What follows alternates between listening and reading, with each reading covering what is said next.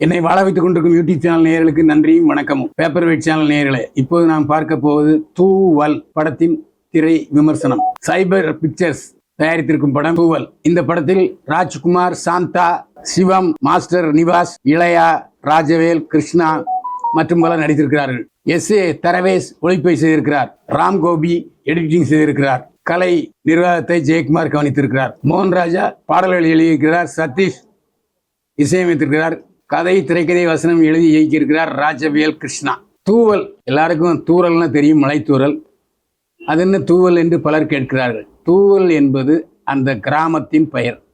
தூவல் என்ற கிராமத்தில் தான் இது நடக்கிறது. தூவல் என்ற கிராமம் பக்கத்தில் ஒரு பெரிய ஆறு ஓடிட்டு இருக்கு. அந்த ஆறு ஒகேனக்கல் நீர்வீழ்ச்சியாக மாறுகிறது.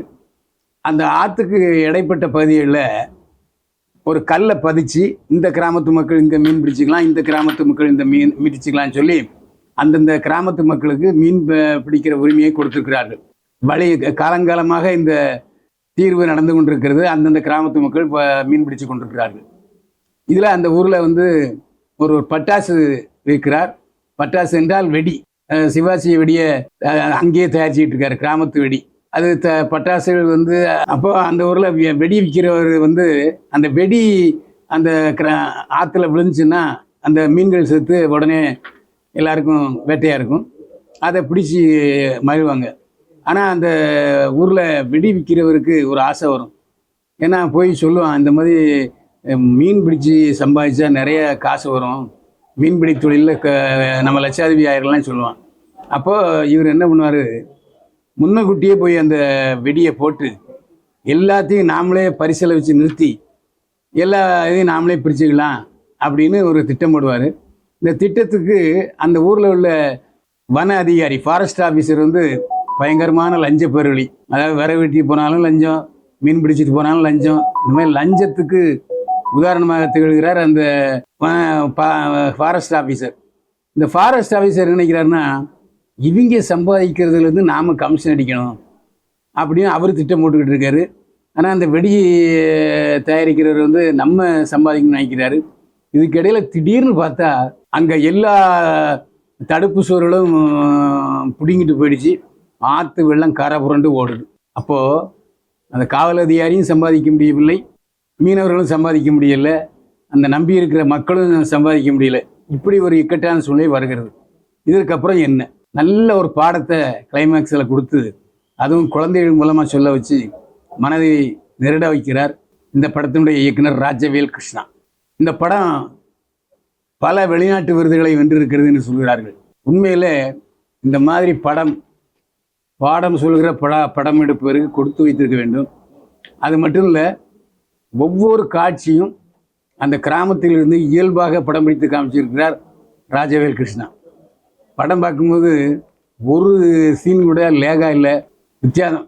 எல்லாமே வித்தியாசமாக இருந்தாலும் கூட கிராமத்து நிகழ்வுகளை அடிப்படையாக கொண்ட படமாக திகழ்கிறது தூவல். இதுக்கு உண்மையிலே வெளிநாட்டிலிருந்து பல விருதுகள், திரைப்பட விருதுகள் கிடைத்திருக்கு என்று சொன்னால் அதற்கு இந்த படம் தகுதியான படம் தான். அதில் எந்தவித சந்தேகமும் இல்லை. பொதுவாக சிறிய படங்கள் வெற்றி பெற்றால் அதன் மூலம் நிறைய பேருக்கு வேலை வாய்ப்பு கிடைக்கும். அதே மாதிரி வெற்றி பெறுகிற படங்கள், இந்த மாதிரி சின்ன படங்கள் வெற்றி பெற்றால் பல பட்ஜெட் தயாரிப்பாளர்கள் உருவாவார்கள். இந்த படத்தை பொறுத்த வரைக்கும் பின்னணி இசை மிகவும் நன்றாக இருக்கிறது. இந்த படத்துக்கு இசையமைத்திருப்பவர் படவா சதீஷ். புதிய இசையமைப்பாளராக படவா சதீஷ் இதற்கு முன்னால் படங்களுக்கு இசையமைத்திருக்கிறாரா என்பது நமக்கு தெரியவில்லை. ஆனால் மிக அழகாக பின்னணி இசையை சேர்த்திருக்கிறார். அந்த ஆறு ஓடி வருகிற காட்சிகளில் சலசல மட்டுமல்ல, அந்த சாராய கடை ஓனரு, சாராயம் தயாரிக்கிறவர், அந்த காவலர் அதிகாரி, நடந்து வர்ற பாறைகள், நள்ளிரவில் அந்த ஆற்றை கடக்கிறது, இதெல்லாம் ரொம்ப சூப்பராக பண்ணியிருக்கிறாரு இசையமைப்பாளர் படவா சதீஷ். தர்வேஸ் ஒளிப்பதிவு செய்திருக்கிறார். இவர் ஏற்கனவே பல படங்களுக்கு ஒளிப்பதிவு செய்திருக்கிறார். இதன் காரணமாக அவைலபிள் லைட்டில் கிடைக்கக்கூடிய இயற்கை வெளிச்சத்தில் படமாக்கி இருக்கிறார் தர்வேஷ். அதுக்காக பாராட்டு. சிலர் சில ஒளிப்பதிவாளர்கள் ஒளிப்பதிவுக்கென்றே பல விஷயங்களை சுவாகா பண்ணி விடுவார்கள். அதனாலே பாவம் கஷ்டப்படுவாங்க தயாரிப்பாளர்கள். ஆனால் இவர் அவைலபிள் லைட்டில் ஷூட் பண்ணியிருக்காரு. நம்ம இரவிலும் மிக அழகாக அவைலபிள் லபைட்டில் ஷூட் பண்ணியிருக்காரு தர்வேஷ். அதனால் ஒளிப்பதிவு மிகவும் பாராட்டக்கூடிய அம்சமாகத்தான் இருக்கிறது. அதே போல் ராஜவேல் கிருஷ்ணா கதை, திரைக்கதை, வசனம், இயக்கம். ஒரு படத்துக்கு என்ன தேவை, எப்போவுமே ஒரு கதையை விட்டு வெளியே அந்த காட்சிகள் போகக்கூடாது என்று முக்தா சீனிவாசன் அடிக்கடி சொல்வார். அந்த அடிப்படையில் இந்த படத்தில் கதையை விட்டு வெளியே செல்லவே இல்லை காட்சிகள். அழகாக ஒரு பொருள் பொதிந்த கதையை படமாக்கி அதிலே திரைக்கதை சீராக அமைத்திருக்கிற ராஜவேல் கிருஷ்ணாரை எவ்வளவு பாராட்டினாலும் தாக்கும். ஏன்னா இந்த மாதிரி புதிய பட தயாரிப்பாளர்களுக்கு அதிக செலவீனம் இல்லாமல் பட்ஜெட் படத்தில் எடுத்திருக்காரு ராஜவேல் கிருஷ்ணா. ராஜவேல் கிருஷ்ணாட்டெல்லாம் ஒரு நல்ல நட்சத்திர நடிகர்கள் கிடைச்சா அவருடைய ரேஞ்சே வேற மாதிரி இருக்கும். ஆனாலும் ஒரு நதியை சுற்றி உள்ள பாறைகள், அங்கே ஒரு வர பட்டிக்காடு, அந்த பட்டிக்காட்டில் வசனம் ரொம்ப இயல்பாக இருக்கும். அது என்ன நம்ம ஆறா கவர்மெண்ட் ஆறாது, நம்ம ஆறில் எப்படி கவர்மெண்ட்டு பண்ணிக்கலாம் அப்படின்னா அந்த அறியாமை இருள் சூழப்பட்டு தான் இன்னும் கிராம மக்கள் இருக்கிறார்கள். நதி பொது சொத்து, அது அரசாங்க சொத்துங்கிறது கூட அந்த கிராமத்து மக்களுக்கு தெரியல. அதே மாதிரி இந்த தெரியாதனமாக வீடுகளில் வெடி செய்கிறாங்கல்ல, அந்த வெடியை வாங்கி கொண்டு தவறுதலாக பயன்படுத்த பொழுது அந்த வெடியை வச்சு ஒரு குழந்தை விளையாடினா அதில் ஒருத்தர் செத்து போயிடுவார்.